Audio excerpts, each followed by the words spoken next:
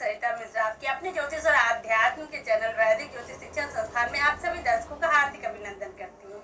आज मैं आप सभी को वरोधनी एकादशी के बारे में विस्तार से जानकारी दूंगी कि वरोधनी एकादशी का व्रत कब है, इसका शुभ मुहूर्त क्या है, इसकी पूजा विधि क्या है, इस दिन हमें क्या करना चाहिए और क्या नहीं करना चाहिए, इसका समय शुभ मुहूर्त कब रहेगा, पारण का समय क्या रहने वाला है, शास्त्रों में इसको लेके क्या महत्व बताया गया है, इसकी पूजा विधि क्या है, इस संबंध पौराणिक कथा क्या है और इस दिन कौन सा उपाय करने से हमें सुख और समृद्धि की प्राप्ति होगी, इन सभी के बारे में मैं आज आपको विस्तार से जानकारी दूंगी। तो कार्यक्रम में अंत तक बने रहिएगा। जानकारी अगर अच्छी लगे तो प्लीज मेरे वीडियो को ज्यादा लाइक करें। चैनल पे यदि पहली बार आए चैनल को सब्सक्राइब करें, बेल आइकन को प्रेस कर लें और मेरी जानकारी को अपने जानने वालों में ज्यादा शेयर करें। और यदि किसी को अपनी कुंडली मुझसे एनालाइज करवानी है तो मेरे मोबाइल नंबर 8389048447 पे कॉल करके मुझसे अपनी कुंडली एनालाइज करवा सकते हैं। मैंने ज्योतिष के क्षेत्र में वैदिक ज्योतिष, पामोलॉजी, न्यूमरोलॉजी, टैरो, वास्तु, फिजिटिंग, gemmology, advance predictive astrology, remedial course, Vastushastra, इन सभी विषयों को मैंने अध्ययन कर रखा और लगभग 10-12 साल से इस क्षेत्र में लोगों को सेवा दे रही हूँ। तो चलिए इसी जानकारी के साथ हम जान लेते हैं कि वरोधनी एकादशी का शास्त्रों में क्या महत्व बताया गया है। इसको लेके हिंदू कैलेंडर के अनुसार वैशाख महीने के कृष्ण पक्ष एकादशी को वरोधनी एकादशी के रूप में मनाया जाता है। इसमें भगवान विष्णु की पूजा बड़े ही भक्ति भाव से की जाती है। इस वर्ष वरोधनी एकादशी का व्रत 26 अप्रैल 2022 मंगलवार को किया जाएगा। अब हम जान लेते हैं कि वरोधनी एकादशी व्रत का क्या महत्व है, ये जान लेते हैं।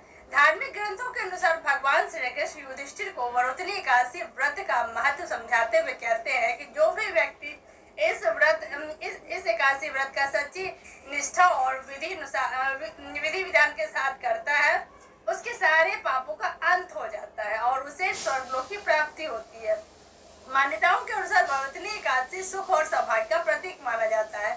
साथ ही ऐसा भी माना जाता है कि सूर्य ग्रहण के समय स्वर्ण दान करने से जो फल की प्राप्ति होती है वही फल इसका व्रत करने से भी मिलता है। इसके अलावा व्रत करने वाले व्यक्ति को मनुष्य लोक के साथ साथ परलोक में भी सुख भोगने को और सुख और सौभाग्य की प्राप्ति होती है। अब आइए हम जान लेते हैं कि वरोधनी एकादशी व्रत का पूजा विधि क्या रहने वाला। आइए जान लेते हैं। सबसे पहले इस दिन व्रत करने वाले लोगों को ब्रह्मचर्य का पालन करना चाहिए।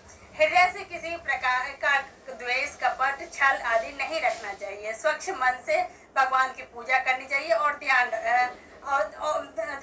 करना चाहिए। व्रत के दिन पहले यानी कि दशमी को सिर्फ एक बार भोजन करना चाहिए। व्रत करने वाले दिन सुबह जल्दी उठकर दिव्य स्नान करें, सच्चे दिल से व्रत का पालन करने का संकल्प ले और भगवान का पूजन करें। व्रत करने वाले दिन तेल से बना भोजन, अन्न, शहद, चना, मसूर की दाल और कांसे के बर्तन में भोजन करने से परहेज करें। रात में भगवान का स्मरण करते हुए जागरण करें और अगले दिन यानी कि द्वादशी को व्रत का पालन करें। धार्मिक शास्त्र पढ़े तथा भजन कीर्तन इत्यादि करें। आइए हम जान लेते हैं कि वरोधनी एकादशी व्रत का शुभ मुहूर्त तिथि क्या रहने वाला। आइए जान लेते हैं। व्रत रखने की तिथि है 26 अप्रैल 2022 मंगलवार, वैशाख कृष्ण पक्ष। पारण का मुहूर्त रहने वाला है 6:43 से लेकर 8:22 तक। 27 अप्रैल 2022 कुल अवधि रहने वाली 1 घंटे 38 मिनट की। हरिवासर समाप्त होने का समय है 6:43 पर और 27 अप्रैल 2022 तक।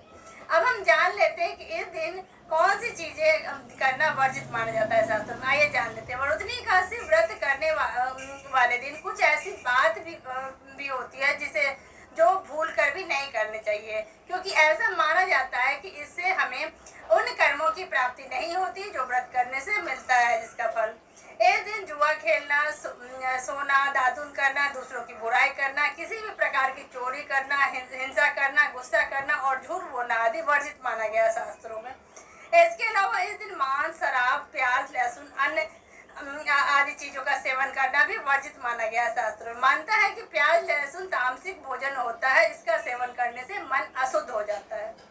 इस एकादशी तिथि पर कांस्य के बर्तन, मांस या मसूर इत्यादि का इस्तेमाल और सेवन नहीं करना चाहिए। साथ के साथ इस एकादशी तिथि पर उपवास रखना चाहिए। साथ ही इस दिन जुआ और घोर निद्रा आदि जैसी आदतों का भी त्याग करना चाहिए। अब हम जानेंगे कि वरुणिनी एकादशी संबंधित पौराणिक कथा शास्त्रों में क्या बताया गया। आइए जान लेते हैं।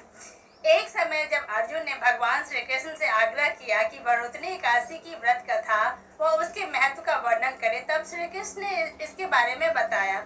प्राचीन काल में नर्मदा नदी के किनारे मातांदा नाम के एक राजा राज्य किया करते थे।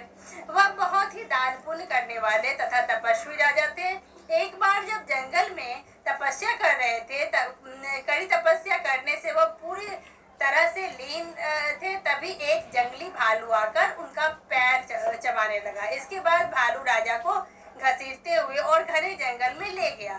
तब राजा को घबराहट हुई, लेकिन राजा ने तपस्या का पालन करते हुए न ही गुस्सा किया और न ही किसी प्रकार की हिंसा की, बल्कि भगवान विष्णु की प्रार्थना की।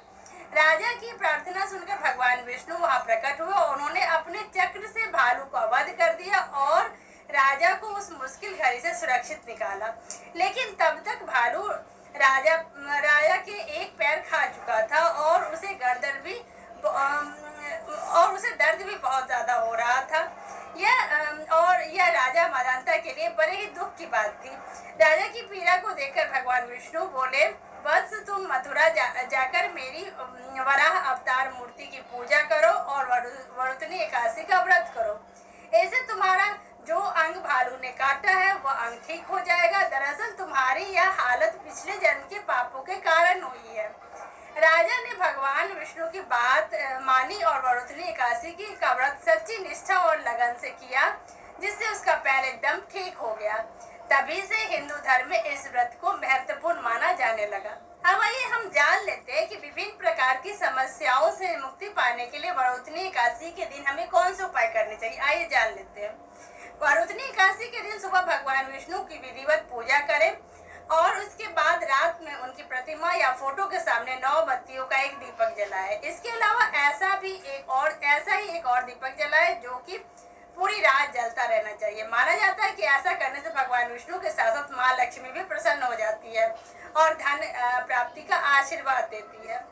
दूसरा उपाय, घर की सुख समृद्धि बनाए रखने के लिए वरुणिनी एकादशी के दिन सुबह जल्दी उठकर दिव्य स्नान करना चाहिए। इसके बाद भगवान विष्णु की विधिवत पूजा करें, फिर तुलसी की माला ले और ओम नमो भगवते वासुदेवाय नमः मंत्र का जाप यथाशक्ति करें। ध्यान दें कि इस मंत्र का जाप कम से कम एक माला तो अवश्य करना चाहिए। आप एक से अधिक माला भी कर सकते हैं। इससे आपकी सभी प्रकार की मनोकामना पूर्ण हो जाएगी। यदि आपके ऊपर कर्ज है और पूरी कोशिश करने के बावजूद भी कर्जा बढ़ता जा रहा है, तो वरुणिनी एकादशी के दिन एक लोटे में पानी ले, उसमें थोड़ा सा चीनी शक्कर मिलाकर उस पानी को पीपल के पेड़ में अर्पित कर दे और शाम के समय पीपल के पेड़ की जड़ में घी का दीपक जलाए, क्योंकि पीपल की जड़ में भगवान विष्णु का वास माना जाता है।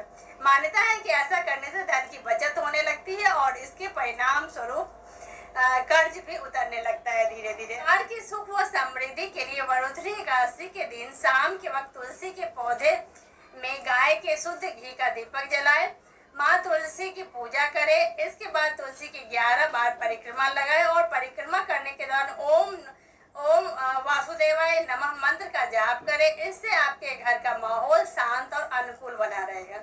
तो इसी के साथ भगवान विष्णु का आशीष हम सभी के ऊपर बना रहे। आप सभी मेरे वीडियो को ज्यादा से ज्यादा लाइक से और सब्सक्राइब करें। धन्यवाद।